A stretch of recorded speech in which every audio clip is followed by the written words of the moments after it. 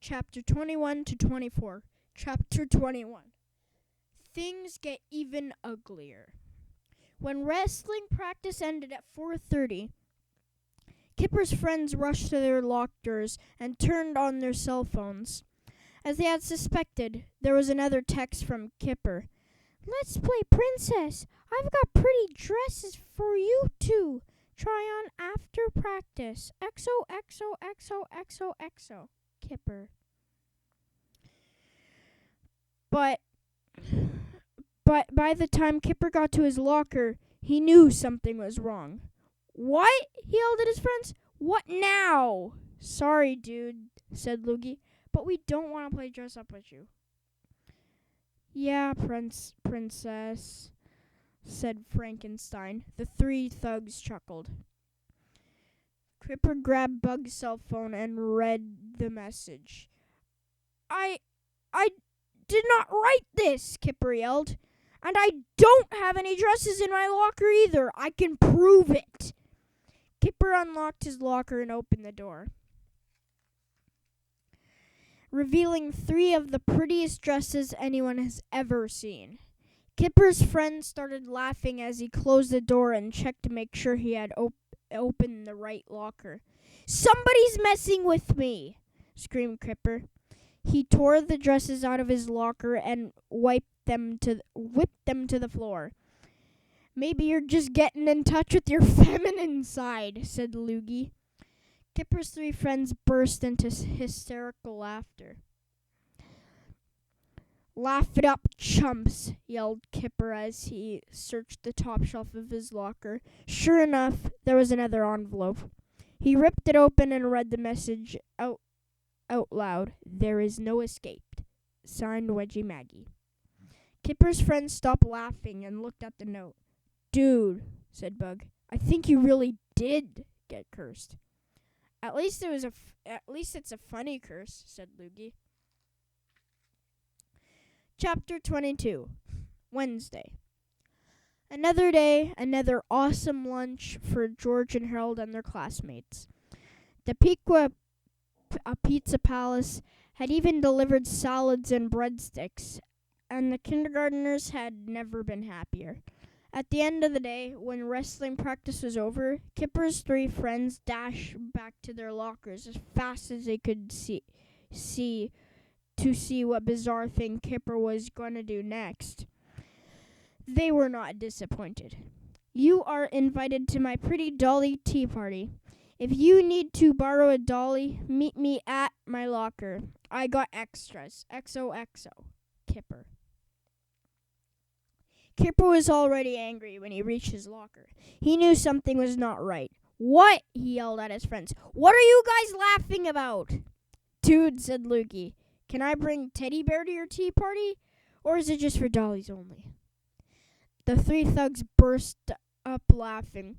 Kipper grabbed Lugie's cell phone and read the message. "I did not write this." Kipper screamed wildly. "And I don't have any dolls in my locker either." Kipper grabbed the key from the chain around his neck, unlocked his padlock, and threw the locker door open with a mighty crash. About 20 dolls tumbled out of the locker and fell into a pile at Kipper's feet. Kipper's friends each took a few steps back. They weren't sure whether to keep laughing or start running. Kipper did nothing at first. He just stood there, looking down at the mountain of dolls at his feet. Then he began breathing heavily as he started to twitch. The trembling originated at Kipper's feet, making its way slowly up his legs. By the time it reached Kipper's upper body, he was shaking like a volcano that was about to explode. Kipper squeezed his fists into tight knots of fury as he raised his right foot and began kicking the dolls. "I hate you! I hate you! I hate you!" Kipper screamed as he punted his pretty dollies up and down the hallway. Kipper's friends had never seen such a freak-out quite like this.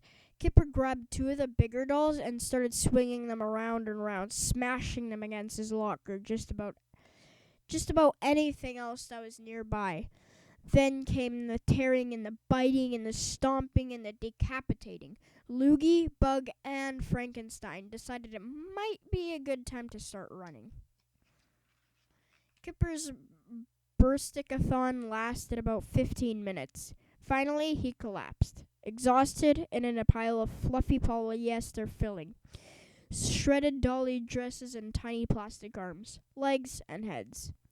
Kipper just sat there, breathing slowly for a long time and staring at nothing. Then Kipper thought of something. It was as if he had finally figured out the mysteries of the ages. He stood up and grabbed his padlock from the top of his locker. Carefully, he turned over in his hand, studying it very, very closely. "Aha!" he exclaimed. Chapter 23. Thursday. Things were back to normal on Thursday. Kipper stood in front of the school and made every kindergartner hand over their lunch money. "Things are going to change around here," Kipper told the children. "Starting tomorrow, your taxes are going up. You kids are going to have to pay me $4 a day or it's wedgie time." Kipper's three thugs watched the shakedowns from a distance. Finally, they approached Kipper nervously.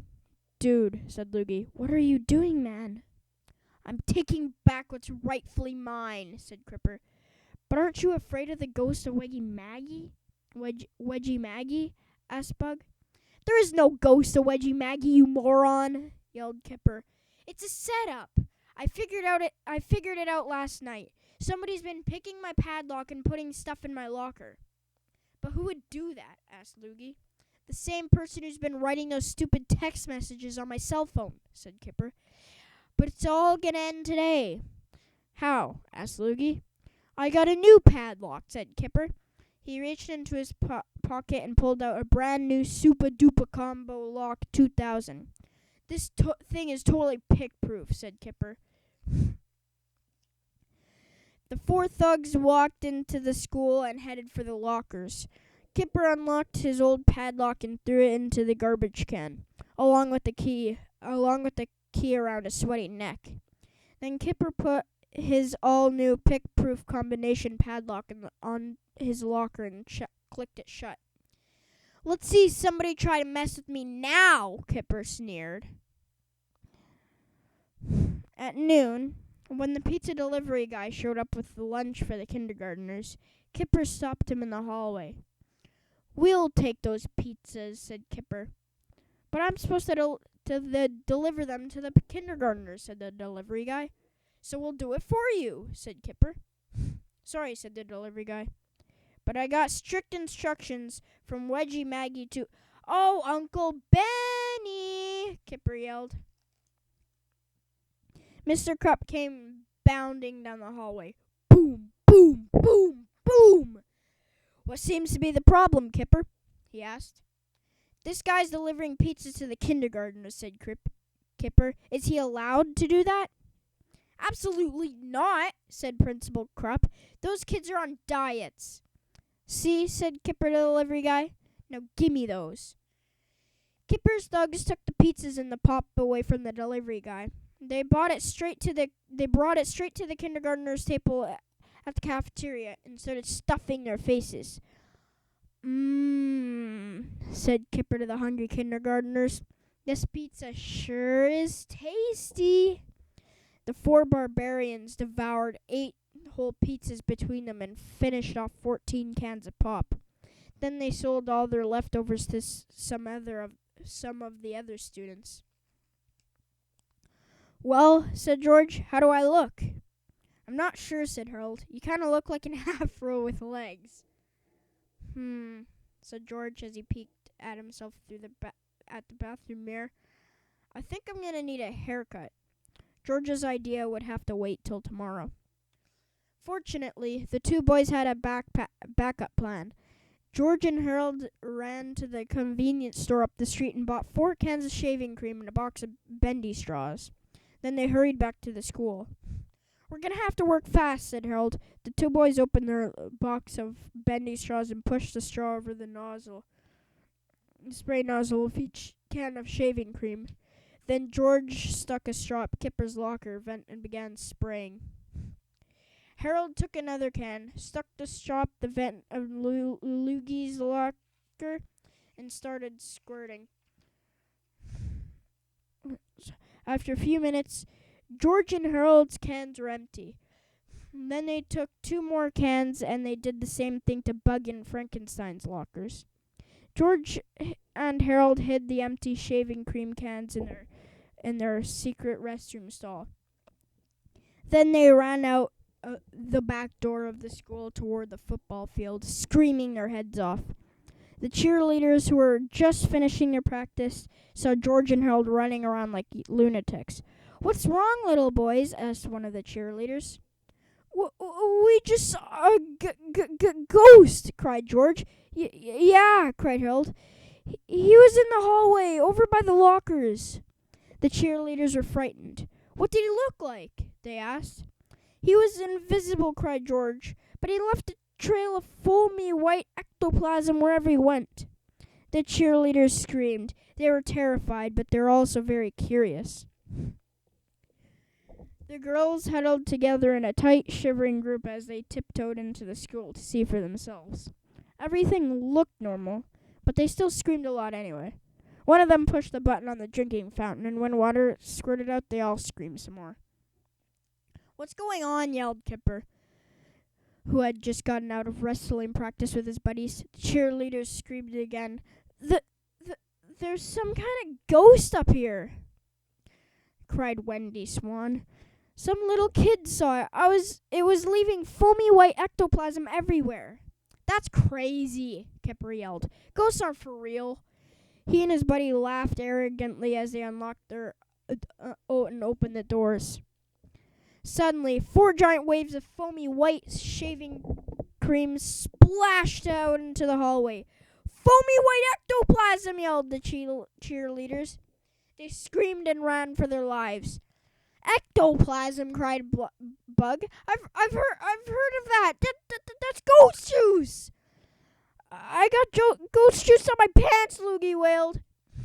And as he burst into tears, "Get it off! Get it off! Get it off!" screamed Frankenstein as he jumped around, spastically swaying a shaving cream that covered his legs. "I hate ghost juice."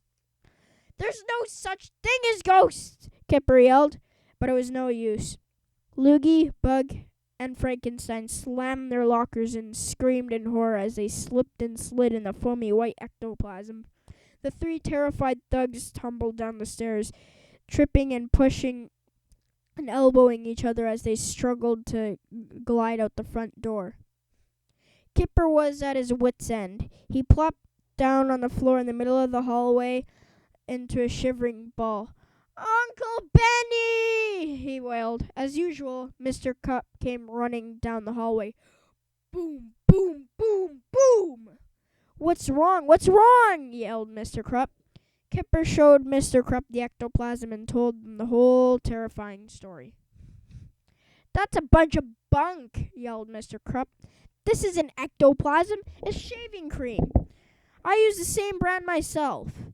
"Shaving cream?" said Kipper. But how did it get inside our lockers?" "Well, somebody probably sprayed it through those vents in the door," Mr. Krupp said. "It's the oldest trick in the book." Kipper studied the vents in the locker as his passive, fearful expression slowly turned into a venomous visage of violence. Now Kipper was really mad. Thanks for listening to today's video, guys. Bye.